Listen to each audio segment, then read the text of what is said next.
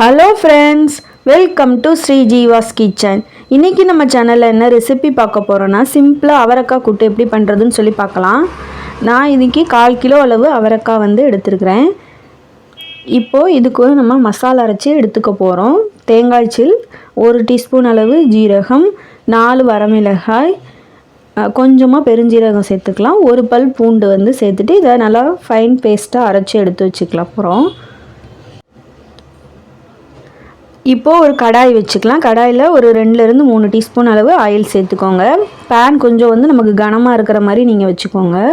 அதுக்கப்புறமா கடுகு உளுந்து சேர்த்து தாளிச்சிட்டு, சின்ன வெங்காயம் கட் பண்ணி வச்சுருந்தோம்ல அதையும் உள்ளே சேர்த்துட்டு, கருவேப்பிலை சேர்த்து தாளித்ததுக்கப்புறமா உள்ளே நம்ம நறுக்கி வச்சுருக்கிற அவரைக்காய் உள்ளே சேர்க்க போகிறோம்.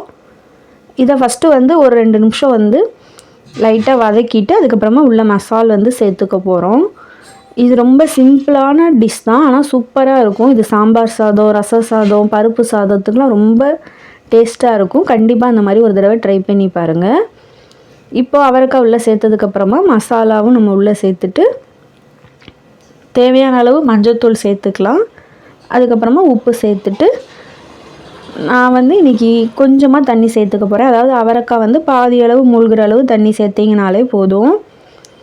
மிக்ஸி ஜாரில் இருக்கிறத நான் லைட்டாக தண்ணி ஊற்றிட்டு உள்ளே சேர்த்துக்கிட்டேன்.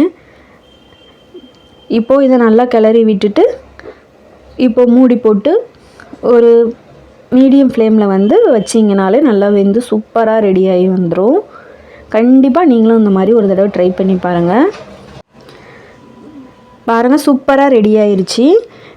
உங்களுக்கு வேணும்னா நீங்கள் இன்னும் சுண்டை விட்டு கூட இறக்கிக்கலாம். இந்த அளவு வச்சானா இதையே நம்ம சாதத்தில் கிளறி பிசைஞ்சு சாப்பிட்றதுக்கு ரொம்ப டேஸ்ட்டாக இருக்கும். கண்டிப்பாக அந்த மாதிரி நீங்களும் ஒரு தடவை ட்ரை பண்ணி பாருங்கள். ஓகே ஃப்ரெண்ட்ஸ், மீண்டும் அடுத்த வீடியோவில் சந்திக்கலாம்.